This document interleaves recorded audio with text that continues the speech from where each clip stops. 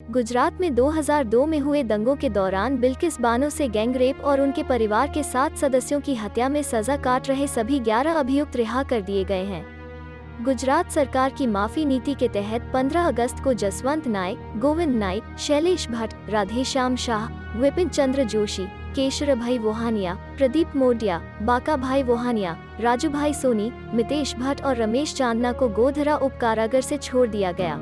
मुंबई में सीबीआई की एक विशेष अदालत ने 2008 में बिल्किस बानो के साथ गैंग रेप और उनके परिवार के 7 सदस्यों की हत्या के आरोप में 11 अभियुक्तों को उम्र कैद की सजा सुनाई थी। बाद में बॉम्बे हाई कोर्ट ने इस सजा पर अपनी सहमति की मुहर लगाई थी। सभी दोषी 15 साल से अधिक वक्त तक सजा काट चुके थे।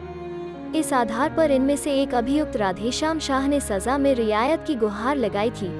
गुजरात के अतिरिक्त मुख्य सचिव गृह राजकुमार ने बताया कि जेल में 14 साल पूरे होने और दूसरे कारकों जैसे उम्र, अपराध की प्रकृति, जेल में व्यवहार वगैरह के कारण सजा में छूट के आवेदन पर विचार किया गया। उम्र कैद की सजा कितने साल की? दरअसल उम्र कैद की सजा पाए कैदी को कम से कम 14 साल जेल में बिताने ही होते हैं। 14 साल के बाद उसकी फाइल को एक बार फिर रिव्यू में डाला जाता है।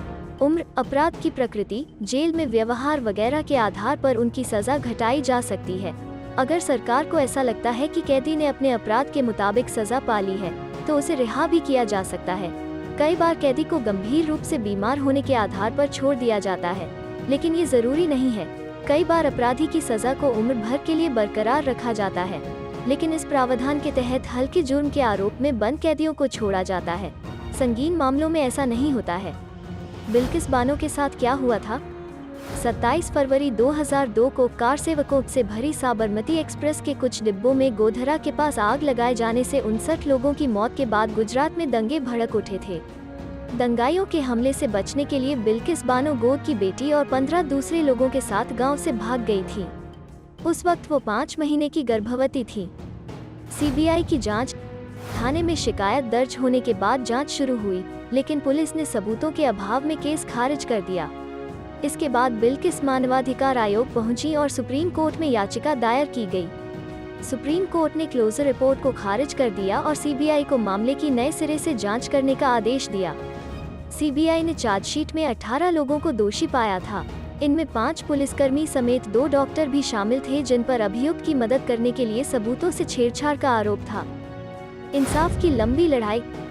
इसके बाद बिल्किस बानो को जान से मारने की धमकी मिलने लगी। धमकियों की वजह से उन्हें 2 साल में 20 बार घर बदलना पड़ा। बिल्किस ने न्याय के लिए लंबी लड़ाई लड़ी।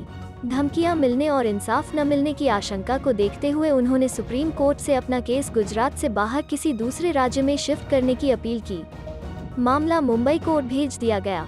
सीबीआई की विशेष अदालत ने जनवरी 2008 में 11 लोगों को दोषी करार दिया।